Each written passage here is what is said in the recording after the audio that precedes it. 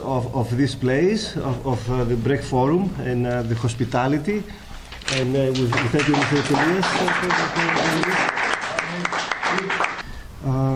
This is the first SYRIZA event after the so-called Tsipras visit in New York, which had many positive results, both here and in Greece. As being the first event, we thought we have to keep it as open as possible, because this is the nature of the party also. And at the same time is to give us a chance, to all of us, to engage ourselves to a dialogue in an attempt to understand the new social forces and the new political changes that happen not only in Greece but in Europe, but also around the world. I remember when one of the famous letters by Lenin just before the revolution, it was his suggestion, it's about time to change our clothes and have new clothes, new clean clothes. And I think this is the moment for us also to restructure, to reimagine. And today's speaker, starting with Dr. Despina Lalaki from NYU, and her thoughts about the situation in Greece and elsewhere. Of course, our friend and activist Alan Akrivos, which is also a trade unionist, and he's a member of the Arisτερή Κίνηση and SYRIZA in New York at the same time, a Queen's socialist alternative. And also, of course, you all know Peter Bratsis, a CUNY professor, and also he teaches here at the Brecht Forum these days on the Poulanzas situation at this time. Ladies first. Oh, sure. Basically talk about the importance of language and how language conditions the way we fight. So we basically all know that there is this thread going around about the Euro crisis, suggesting that the impasse over Greece puts a brake on Europe's recovery, while direct responsibility lies always with the people of Greece. As a recent article in New York Times puts it, and I quote, "The public knows the truth. There are no innocent victims, but willing, if small scale, participants in a corrupt system." And further down, and in conclusion, the authors of the article titled "Resolve the Real Greek Crisis" suggest, in short, Greeks do not have to become Germans, but they have to face up to the fact that you can get something for nothing forever. So, since we're here to talk about scapegoats and talk about moralism, I think the above sets the tone just right and points to the discourse which has enveloped this economic crisis since the very beginning. Greeks are basically freeloaders, lazy, complicit in the rampant corruption, and therefore all corrupt and directly responsible for the fate that has come upon us. The New York Times article, though quite thorough with its stereotyping agenda, has left out one more important category, however, that of the lawless Greek, the undisciplined Greek, the Greek prone to protest and to break the law at any moment. So I would like, therefore, to discuss these categories. I hope I have time to reach that second category, actually, and briefly try to understand why they are put into place and what their origins are, and most importantly, how they serve us in understanding or misunderstanding the current economic, political, and social crisis.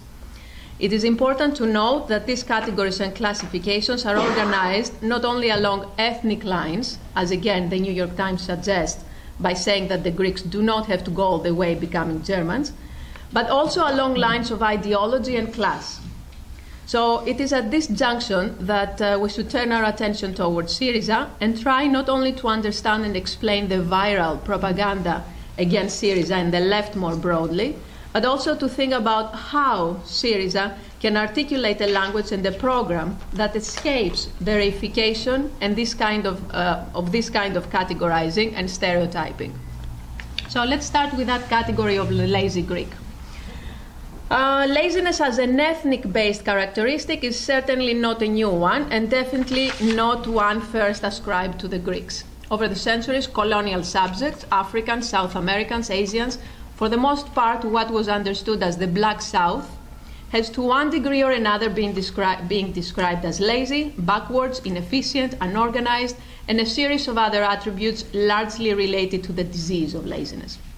So the race discourse in the United States as well has been very much articulated along these lines. After all, the civil rights movement back in the 60s was largely led by lazy blacks unwilling to work hard enough in order to be part of that American dream. So what I mean to say with the above examples is that language conditions the way we think about reality, or better, what we perceive as a fact, as real. And of course, those who control language and the message, they ultimately gain control over the social, political, and economic organization of life. The stereotyping of the Greek people as incompetent and indolent, either this is an orchestrated media propaganda or just a superficial, easily available explanation, which is repetitively and publicly reproduced, is basically a form of power by which those in discussion, those represented, are subjected and brought under control. The most recent austerity measures, worth of 13.5 billion euros, voted recently in November, capitalize precisely on this discourse. The measures tell us that we should not work until 65, which was the retirement age until now, but until 67. Salaries in the public sector will be reduced by about a third. Minimum wages will be further slashed to about 400 euros net. Maximum number of work days per week will be increased to 6 days, and work schedules will be increasingly flexible. Collective bargaining agreements will not be legally enforceable. So the above measures resonate with the established by now fact, that Greeks have been, after all, lazy, and the latest memorandum promises to correct precisely that. It is a disciplinary, extreme set of measures which the Greeks brought to themselves. However, as the media, with the help of highly educated analysts, often tell us, it is not all Greeks lazy after all. The success of so many individuals in the business sector highlight precisely that. And of course it is here that this other discourse emerges, this counter-narrative which capitalizes on notion of reform, reorganization, individual responsibility, and rationalization as this kind of new ideological mutation of this economic crisis. And it is, of course, an effort to legitimize the social, political, and economic status of neoliberalism. It is mostly the public sector, therefore, that suffers from the disease. The unions, the factory workers who have long fought for collective bargaining agreements, and an exorbitant amount of benefits such as healthcare, education, time for vacation, and rest. It's the working classes, of course, that are mostly associated with the left, if not with communism all the way. And this is where SYRIZA comes into the picture. SYRIZA, the coalition of the radical left, and by definition a coalition in defense of the working class people, is repeatedly called to answer how the party will combat this culture of laziness, strongly associated with disorganization, irrationalism, lack of individual responsibility, and of course corruption. And it is at this point that the challenge rises, and that SYRIZA has to rise to the challenge. And even though this is not an easy task, however, it is an important one. Instead of engaging in discussions about reform within this communication spectrum established by the governing political and economic elites, what I argue is that SYRIZA needs to step out of that framework and address the problem on the basis of a crisis that is not cultural, but is systemic. SYRIZA needs to disown this language of reform, which implies that something is amenable to improvement, enhancement, or upgrading. SYRIZA needs to clarify that what is described as the rigid Greek labor market is in effect what has been gained by the working classes through decades of collective struggles and work against the local and international absolute control of capital. SYRIZA has to address the problem of the leaky tax system, not on the basis of a low-income market and service occupations that hardly any state can or should even care to bring under its control. Any discussion about the tax system or capitalism, the economic system that provides for tax evasion for the economic elites, can only be discussed not within the framework of reform, but only on the platform of radical change. The Greek government, recently, with the help of the judicial system, the police and the media, has engaged in a systematic effort to suppress any kind of resistance from any direction and by any means. It is the government and its aides, the judicial system, the media, that operate beyond and against the law. The people, and this is the vantage point from which SYRIZA has to speak, is merely engaged in a struggle for survival, a struggle for democracy. And this is the argument that SYRIZA has to make while fighting on the side of the people. Thank you, Despina. What way is trying to understand what's going on, trying to discuss the crisis, frightening, a form of terror? Because not only is it may be the case that from the standpoint of some people who are on the far right, having some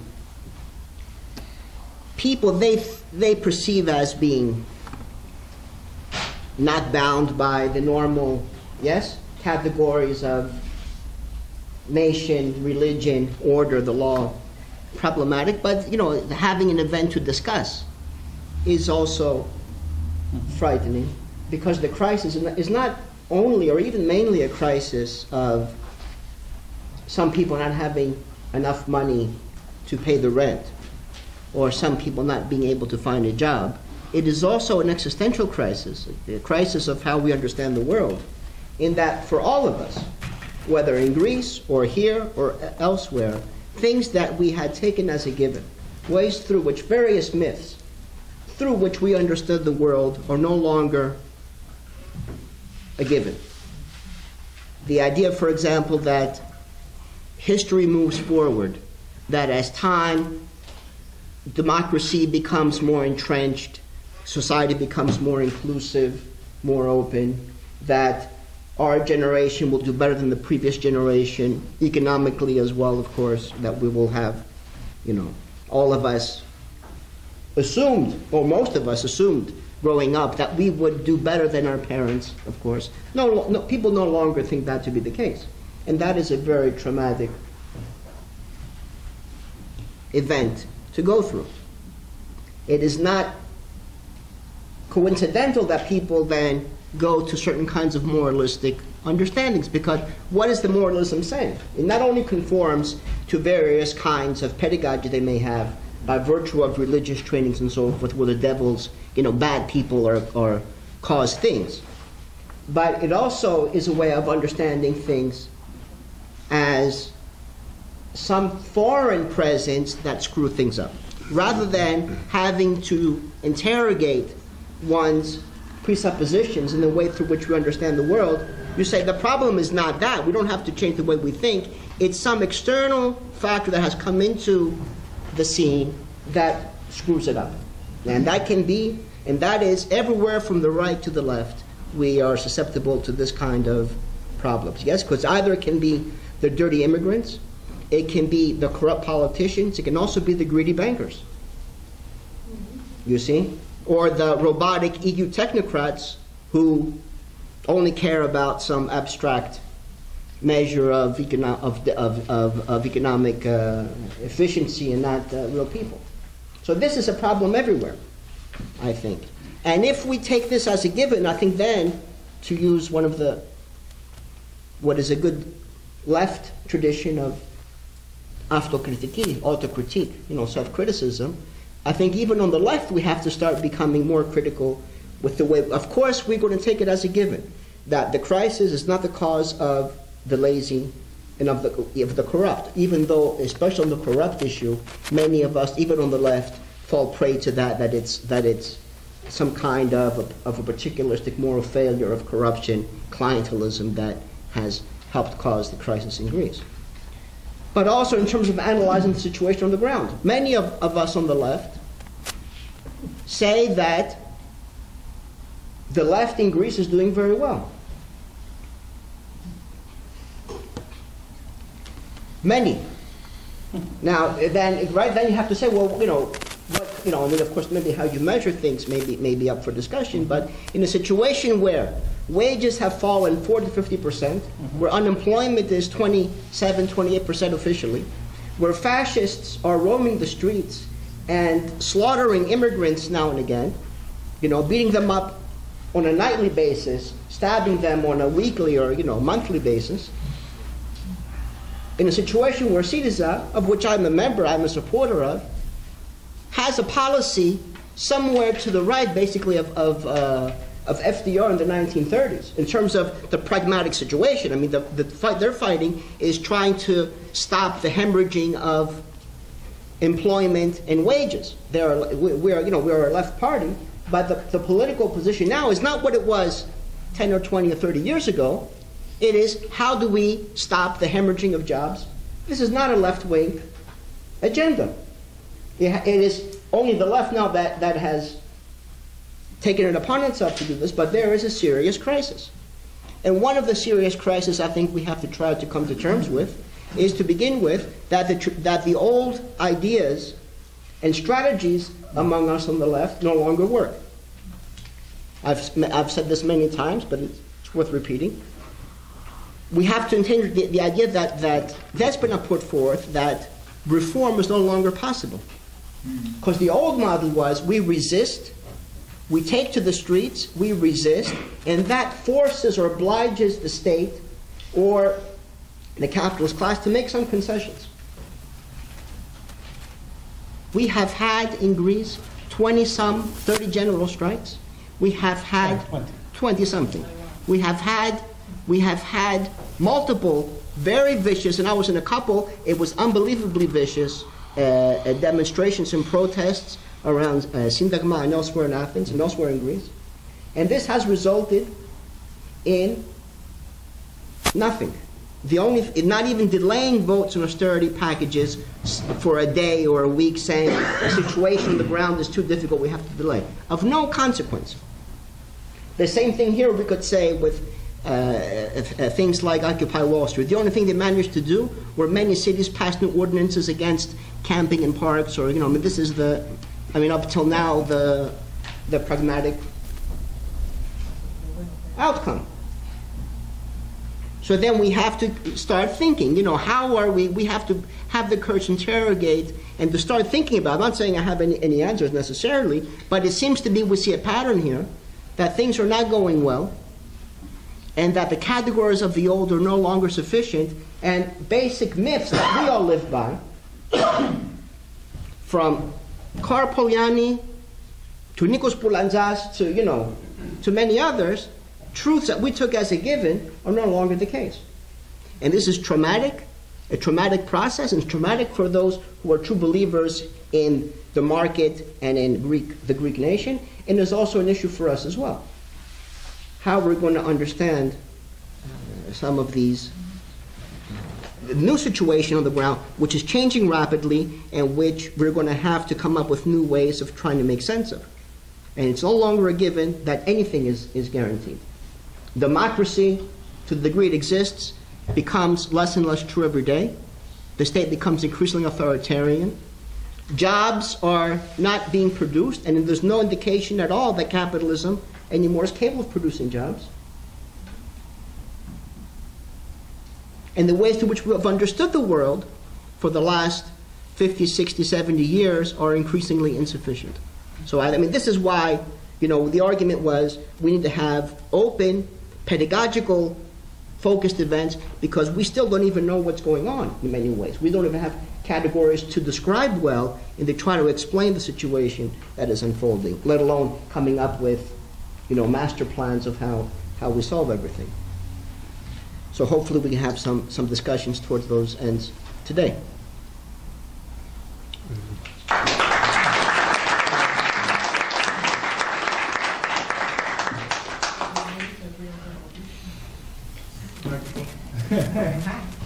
Akrivos. Okay. Well, I really appreciated the comments from both from Peter and Despina. I think that they're very appropriate in the sense of opening this discussion. And I think that one of the critical issues that we have to address. First of all, I wanted to address some of the points that came up about the picture that we have today in Greece, but also in Europe and increasingly in the world. I think that one of the key ingredients has been the fact that the capitalist economy in Europe is not recovering at the present time, and that is something you have actually a prolongation. Actually, all the statistics now point to the fact that they do not point to any growth even until 2016, and even that growth is extremely anemic and very weak. And therefore, this sets the stage for it's a prolonged crisis now, and it's a systemic crisis. It's not a partial crisis, and that is what we're dealing with. And I think that is actually something that can be, empirically recognized. And it's recognized now by the strategists of capital. And the main discussion that takes place is about, because you see, Peter is absolutely correct. We have to discuss, what is the response? What's the response that the working class or working people need, or the majority of society, needs at the present time? But from the point of view of the ruling class, or decisive sections of capital and so on, are absolutely determined to implement a massive, savage cut of the living standards, of the gains that working people made over the past 50 years. And maybe beyond that, in many ways, expanding the workday, ending the idea of pensions, the idea of a decent salary, the idea of having, and so on. That is the agenda of world capitalism at the present time. And Greece is in the center of it. It's the prototype where they're field testing these ideas in order to be able to implement this program. This is the road that Spain is going to be on, Portugal is on, Italy is on, and perhaps even beyond that, France and other countries at the present time, as a prelude, of course, because they will implement those at a later stage on the German working class and so on. That is what we're dealing with in terms of the current situation, and I think that is that increasingly raises a number of issues. But I want, before I return to some of the discussion that we need to have, we need to have this conversation. I think some of it is applicable from the point of view of the American labor movement and the American working class, because there is a struggle against neoliberalism, that's taking place, and against capitalism that's taking place here. But further than that, it is necessary to build a solidarity movement with the European workers and the Greek working class, as our brothers and sisters were fighting against. It's a class, and that is something that most of us on the left recognize. The working class is not only in one country or another; it's a global force. And the way we saw that, even empirically, is not just rhetoric. It's not just a theory. Actually, we saw the link between the uprising of the Egyptian workers and young people, linking that with the uprising in Wisconsin here. We saw the movement of the indignados in Spain, linking with the movement of a similar movement of the indignados, the aganachtismeni in Greece. We saw, in other words, we saw different parts of this class moving into action and learning lessons from each other, which shows that actually what happens to the Greek working class is going to have consequences for the European working class and for the American working class and for the world working class. But what is taking place? I want to give a very quick overview of what's taking place in Europe, because it's not easy to see what exactly is taking place. First of all, what we had in Bulgaria this last week. I can only give one-liners on this, but it's very important to see the broader picture. In Bulgaria, you had a mass uprising of hundreds of thousands of people to bring down the Bulgarian government. Already the country with the lowest wages in Europe, and yet we saw an uprising of the ordinary people in terms of fighting against the further privatizations and the further attacks on living standards that are taking place in that country. By the way, Greek capitalism was playing a very important role in Bulgaria. It dominates. It's a shocking thing to tell people, but Greek capitalist banks, Greek banks, dominate the Bulgarian banking system. It's a minor, little imperialist country that's actually playing a role in the Balkans. The Greek banks that play a role as intermediaries, but also as a direct force. What did we see in Italy? We saw a rejection of Monti and of the people who were implementing in the last elections. We had elections this last week, and absolutely what can only be described as political gridlock, because that's partly the failure of the left to provide a clear alternative that opened the space for demagogues like Brillo and Berlusconi to a large degree. And we saw actually now a period of intensive political instability in opening up in Italy. But the most important developments in some ways have been taking place in Spain. Because in Spain and Portugal, you have actually a massive radicalization of hundreds of thousands of people. We had occupations of clinics in Madrid over the past period. We had a massive upsurge of demonstrations in the mining areas and of large sections and demonstrations of hundreds of thousands of workers that have taken place over the past period. These movements are going to be linked. Lessons that are learned in one country will spread into another over the next period.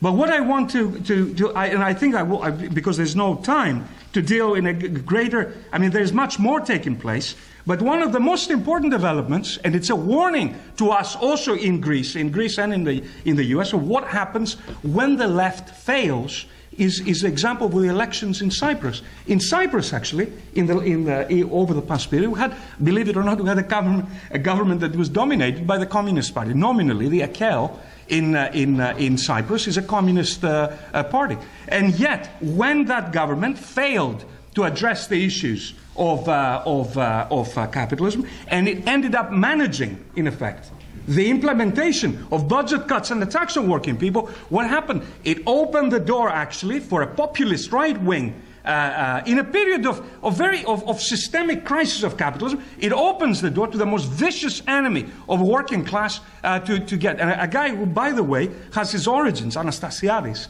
he has his origins in the most extreme neo-fascist almost element in the Cypriot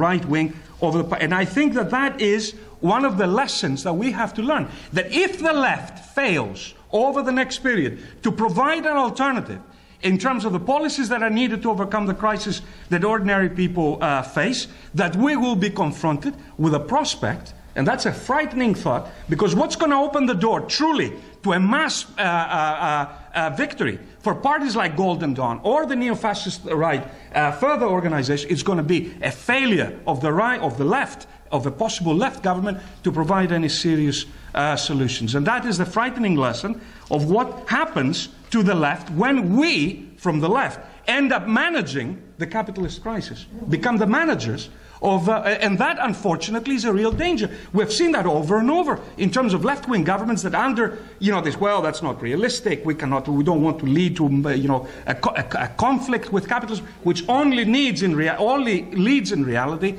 to a further undermining of their support, and at a certain point opens the door for a reaction to take. In Greece, we have phenomenal developments taking place. There's occupations of factors and self-management, an echo of what we saw in Argentina when the crisis unfolded in the beginning of the aughts in Argentina, with occupations of the workers. It didn't go to a full overtaking of capitalism, but we have the beginnings of elements of that. We had actually new forms of struggle that we've seen, and also the workers define even the martial law that was declared by the Samaras government over the past period. We saw the workers, especially the shipping workers and the sailors, define the government. We saw another general strike. But what it shows is that simple general strikes and so on over the past period have failed in reality to end this crisis. It actually is a lesson for us on the left that simple, like protest in many ways will not end. The continuation, it goes on and on, with a budget, with the new cuts, and new rounds of cuts, and new cuts that are taking place every day that you open the newspaper or you read the Greek media and so on. You see new attacks leveled against working people in Greece. It's not that working people have not fought back. 20 general strikes, or Joanne says 21. 21 general strikes. People have lost count. Many of them 48-hour general strikes. But there is no willingness, in reality, there is not the determination. It's not because working people come out in their hundreds of thousands to fight, but in reality, you do not have we have not found a way to overthrow this government. This government, the decisive issue that we're faced at the present time is the need to bring down this right-wing government and put in its place a government of the left. SYRIZA is actually arguably, it's the reason for its rise in many ways, it was because it opened the possibility of giving a political alternative of a government of the left. And this is a historic event for a European left, but also from the point of view of the Greek left as well, of the possibility of having a real left-wing government. The stuff that we saw, we saw with recently in Halkidiki, which is a peninsula near Salonika, and if you're familiar with the geography of Greece,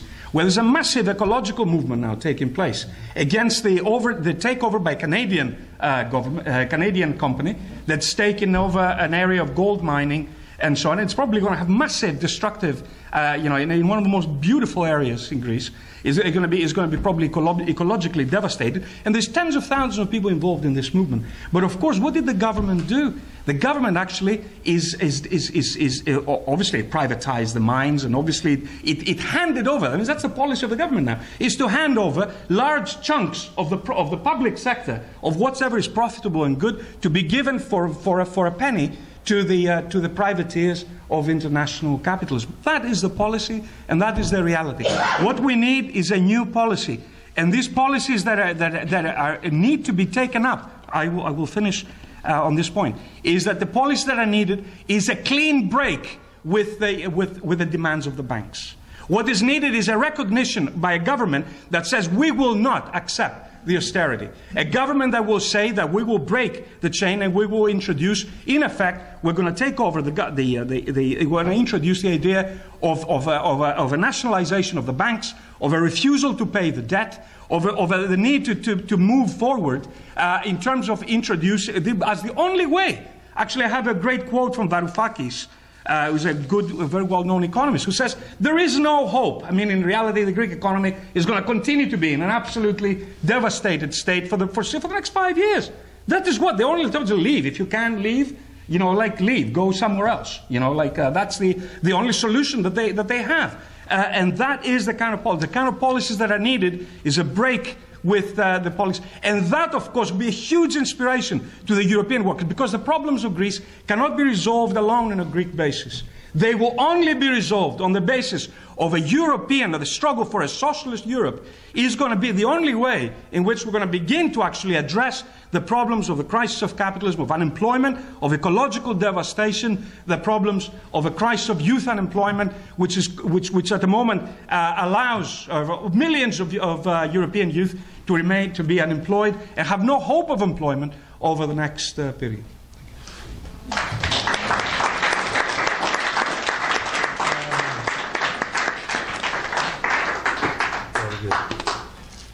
We'll open the floor for questions and discussions and dialogue. I need also to remind you that this meeting today and what we say today and what we think is going to be part of our attempt as SYRIZA of New York.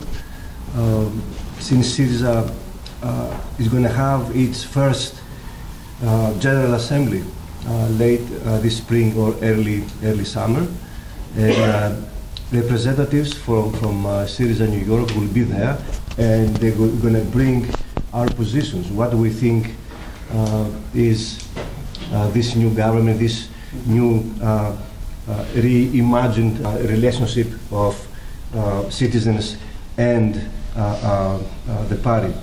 Also, thank you. I'll make a parenthesis here. I would like to thank in public Ms. John Landy, who helped us a lot to bring Alexis Tsipras, the leader of the party, to the American press and the nation in particular, and help us in many other ways. Thank you very much, Jonathan. I think, unfortunately, not all of these questions are so new. That is the situation that we're describing. We saw in Germany in particular, the rise of a fascist government in response to a crisis in the system and the failure of the left. I guess the question that many of us have is, what kind of debates are going on inside SYRIZA about how to respond to Golden Dawn, how to respond to the crisis, how to respond to the kind of stagnating situation that we see there. And I think it would be useful for all of us to know there's a left platform, there's a united platform. I haven't seen any of the documents in English to know what are they debating, what are their positions. Mm-hmm. Somebody who has been paying for years towards some of the things that were happening in Greece systemically. So I wanted to ask Despina, you said that you started your points by saying that, okay, this is an argument that they're using, so I think your premise was that that is not happening, has not been happening in Greece for years. Is that what you were saying? No, this is not what I'm saying. When Mr. Tsipras was here, a few days before, the SYRIZA had a meeting with the Greek Orthodox Church in Greece. They called it the Left and the Church. And truly this is something, you know, we talk about fighting the powers that really guide or influence the decision making that is against the people. And here we have SYRIZA taking a line, you know, and I understand the dialogue is very important with whoever it might be. But almost I see them buckling to gain the certain amount of votes to get to power to the Greek Orthodox Church, which is, I will say openly, I consider the most corrupt institution in Greece, if not in the top two, right? After the banks. Yeah, after the banks. Probably more. But they hold so much stock in the bank, so it is confusing. It's true. And this is a big problem for me because I come from a movement in Greece that wants to search our philosophers, our ancestors, and to see how they created not the perfect society by far. We know the ancient Greeks didn't do that, but to embrace certain ideals of humanism that they had and promote them. And we have big problems. We have discrimination in our country. You know, we can't practice our own religion, the religion of our ancestors. And we look towards political parties that speak out for minorities. We are a minority in Greece, the ethniki, the followers of the ancient ways. And we see you almost doing the tango, not yet, but looking across the room from each other at least, ready to dance, and I hope it's not the case. The question is raised, how is the left and SYRIZA in particular is dealing with the crisis or the Golden Dawn phenomenon? And the short answer should be by taking power. The rest of it is a challenge game, right? That's the key question. Clearly, SYRIZA is positioning itself to take electoral power. And we cannot underestimate the importance of electoral power, in my opinion. In fact, I think it's of vital importance because there can be no storming of the Winter Palace from the left, plain and simple. So electoral politics are vital, which goes back to the question of language and thinking. We have to make compromises sometimes. In fact, Lenin said he will make a deal with the devil to get power, right? In many occasions. So we need a more flexible thinking, I believe, and understand the electoral politics. Now, in fact, and this is ironic, how did the Nazis came to power? In fact, we can learn from the right too when you come to revolutionary politics, right? Think about it. Things have changed radically. We cannot use the model of the Russian Revolution and think in those strict terms, right? there is a question I wanted to raise. Why is SYRIZA seemingly hitting an electoral ceiling? We have to think about that. Why Golden Dawn is commanding 7% of the vote, polling over 10, 15% in Greece of all places, right? We have to think about that. And I want to say 2 words about immigration. I think the immigration is the equivalent in the racism, xenophobia, right? Yeah. Related to immigration is related to it's the equivalent of nationalism, chauvinism at the beginning of the last century. And that will be the yardstick of the left, if you're left at all, right? So the left has to support, to fight against racism and xenophobia. But at the same time, we cannot be taking a moral position alone. Because if we are taking a moral position, if we are saying immigrants in Greece are human souls in storage, that's not an answer. That's moralism. That's moralism. And the left has to rethink certain categories and the language if it's going to have success, right? To me, it's clear that the Tsipras team, right, within SYRIZA is becoming flexible because the objective is win electoral power and go from there, right? On our behalf as supporters, we're taking a leap of faith in this process. But we can, again, in short, we cannot think in the old Marxist jargon and categories.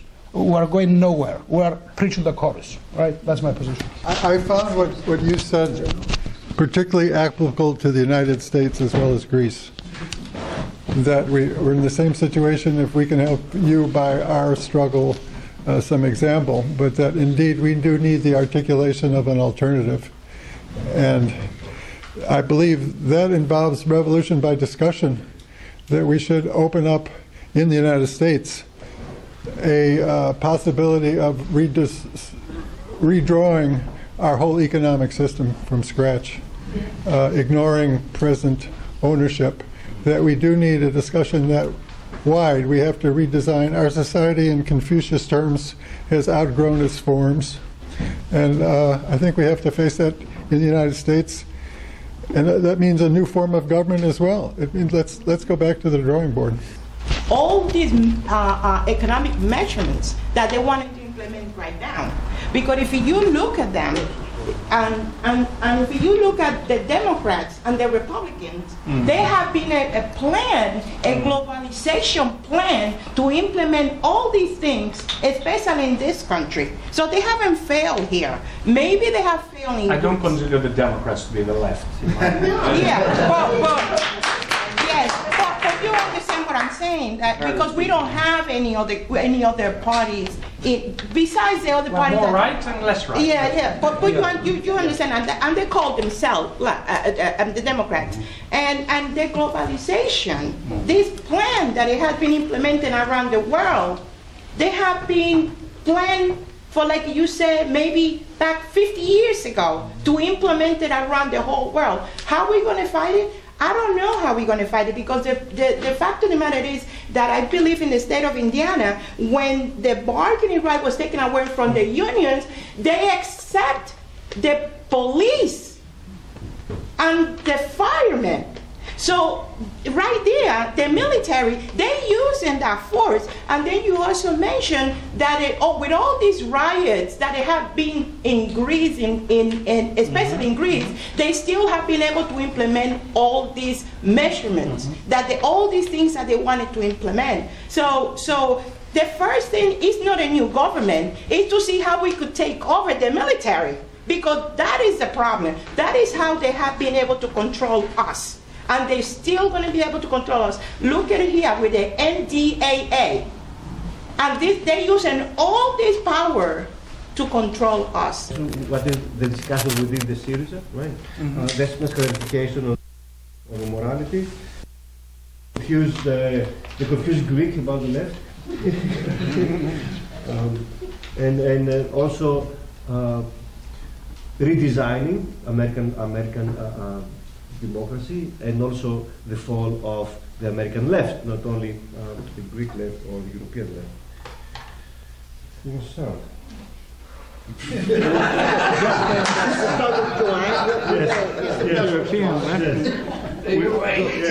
lost it all. We lost it all. Look, there are some key debates within SYRIZA. Yes. Mainly over two issues. One is the euro, in or out of the euro. If the strategy should be that we are going to leave the eurozone as a way of addressing the debt crisis.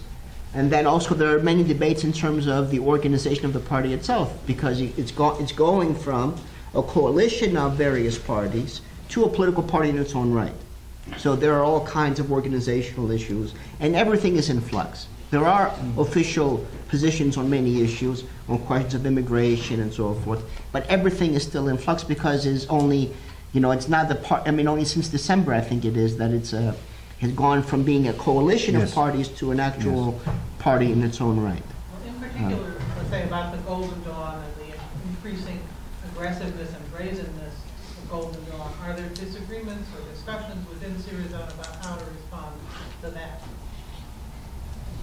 I'm not aware of discussions. I'm sure there are, and they're against Golden Dawn. The official position, of course, is very much against them. Now, what has been the discussions as to how to address that, I don't know. I know that in some ways, Golden Dawn is outmaneuvering SYRIZA in the sense that, for example, in just this week, they have started teaching classes to small kids, to students, on Greek history. Now, part of the response, I think is a mistake, has been to say this is propaganda.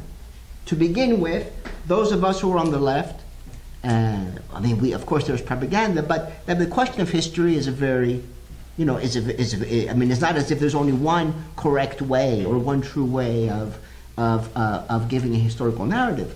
But rather than, for example, though on the left, we are establishing our own schools and being able to teach people how to think, to understand what's going on.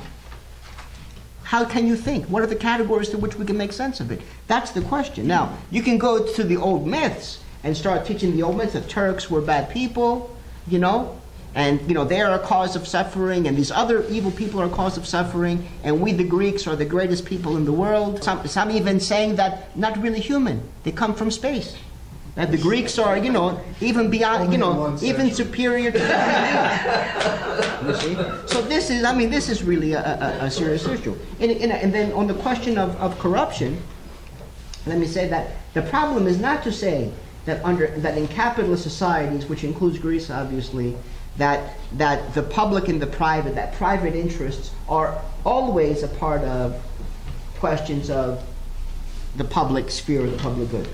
The corruption that exists in Greece is not insignificant. The question is understanding that as the cause of the problem, or thinking that somehow is more corrupt or more of a problem than the influence, for example, Wall Street has, in the United States, or the City of London has in Britain, and so forth. You're taking small. The corruption in public services, in the sense that Greece had a clientelist system. So one way that they were able to establish political legitimacy was by providing pensions and jobs and other kinds of benefits to their supporters. But actually, if I may, to say that it's insignificant, I think minimizes it, because, for example, if you take the healthcare system, and I don't want to give the attention there, because I understand, of course, that right now the attention should not be there, but if you take the healthcare system in Greece, that had a chance of succeeding, it was actually on a sound grounds when it was established. It was really brought down because of corruption. Something so basic to the society. Now, when it comes to, because to go from the point to say that, and I want to get there, but to go from the point that you said, the Turks are the bad people, whatever, to the point that, what happened in Smyrna, that 200,000 people just disappeared, was like they got too crowded on the port that was in the book. That was not the left. That was the government. Yeah. Doesn't matter, but they perceive it as being the left, and I guess that we have to see where we stand. These are all discussions that can happen, but I think that in order to stand, because we have to set new beginnings, and the new beginnings start when you recognize some of your own mistakes. And I think that within the social service system that is vital in any society, any fair or, I mean, left or right, whatever is vital, I think, in any society, is vulnerable to corruption. And that is something we have to address. Are you talking about corruption that bribes paid to the doctors? Is that what you're talking about? You want me to go to specifics? Because I don't know what you mean by corruption. Corruption in the building department, corruption in the health department, corruption when it comes to doing anything that is going to involve public sector.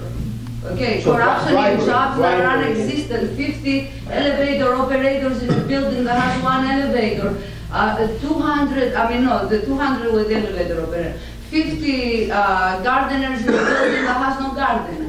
Things like that. Add them up. You know, we have. Look to New York City. New York City is paying $6,500 per student. Blind people per student in New York City for transportation. Mm-hmm. You understand that? In a city where more than half of the students walk to school, and where the distances are short, they're paying over $6,500 per student. No, because now let's compare that kind of corruption to the corruption in Greece. I'm saying that it is a structural characteristic of bourgeois society, capitalist societies, this kind of presence always of self-interest, of public interest within these apparatuses. 200,000 people collecting pension. Yeah, nothing wrong with that. That's good for the economy. That's good for the economy. Nothing wrong with that. Nothing wrong with that. That corruption in capitalism in general is endemic to the system, and in Greece it's actually out. No matter where you touch the system, is corrupt from top to bottom. It's called a clientelist capitalist state, in which you had to have some connection into the political apparatus in order to get your kid appointed to some job. And, I mean, this is the way capitalism developed in Greece. That capitalism didn't develop by developing the means of production the way it did in Britain and in other, in a historical sense. So it's an absolutely bankrupt, corrupt system. And the church, as our friends over there said, is one of the most beautiful charities, scandal after scandal after scandal. And the state itself refusing, this is one of the richest institutions in the country, actually refusing to tax them at a time when the country is going into absolute catastrophe, into a huge crisis. And the priests are public servants. The priests in Greece, by the way, they're public employees, like upstream members. They're public employees, and they're not they're untouchable. And so on. And of course, there's scandal about what they were doing. They become like little privateers. They launch companies and they speculate. And and not to mention the sexual scandals, which are, they would put the Catholic Church to, to shame in terms of I don't know, maybe it's going to be a tight race, But that is the reality. I mean, that is what when we call it a systemic crisis. I don't think that means only the return rate of capital, on an annual basis has fallen from 6.7 to 5.5. Systemic means that the system is, and it's seen by the people themselves. They know that the system itself is good. They know these politicians are all in it. The first word you will get from Greek people is that all these politicians are in it for themselves. And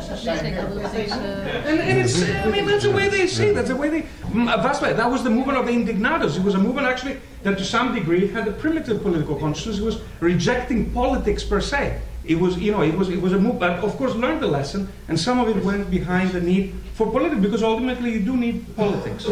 But on the question, the more important questions are the questions of the debates in SYRIZA. And SYRIZA is unique in that sense. There is an open political space for the left, for people who are like me, who are Marxists, or Aaron, who are Marxists. Our tendencies are part of the SYRIZA movement. We're no longer consigned to be, something that when I was growing up in Greece, the Nicos group at the time would beat us up all the time, because why? We were Trotskyites, and they would call us because we were traitors to the Soviet Union collapsed. It didn't withstand our analysis, stood the test of time. And like this, the point about this is that now, and that is a new stage of recognition of the need for people to fight together. The need for people, yes, okay, we had a disagreement about Ceausescu, or what was the exact character of Burma, whatever. It was a lot of discussions. But these issues are now The left has to answer, in order, all of those, we have to answer the critical issues. And that's where the point is, that there's a fierce debate inside SYRIZA. There's a fierce debate inside SYRIZA. It should not be hidden from anyone. We should say this. And I think the party should be proud of the fact that we are not going to accept building a party that is going to be like Ceausescu's party, where the leader speaks, or the Greek Communist Party, where the leader speaks and everybody else as well either agree or get the fuck out. That's the kind of party they have. We don't want that kind of party. We want a party that maybe will have, I will disagree with what Nicos says or what Nicos will disagree with, but we're going to have an open, and in the course of struggle, ideas will show. For example, there was a ferocious reaction in the Central Committee of SYRIZA to Tsipras' visit in the US. Why? Because he came back and he made comments that were, what's the word, incautious or uncautious or less than cautious. For example, he praised, well, America, you know, that he was and actually, Obama, he was praising Obama, he praised Obama, mainly because he says it's an inter-imperialist rivalry. Germany, you know, it wants austerity, the American government wants less austerity, which that's what they want. So he thinks that if we're strategically, you know, a little closer, yeah, that's what he thought. But no, but I'm saying there's no, but that was a legitimate point. Actually, it's legitimate. That's a legitimate point from his point of view. Yeah. However, there was a discussion in the party about that, of people saying we should not be praising the American model because it's simply, you know, people have a better understanding of what is going on. There is a big discussion on the question of nationalization and what's going to happen with the debt.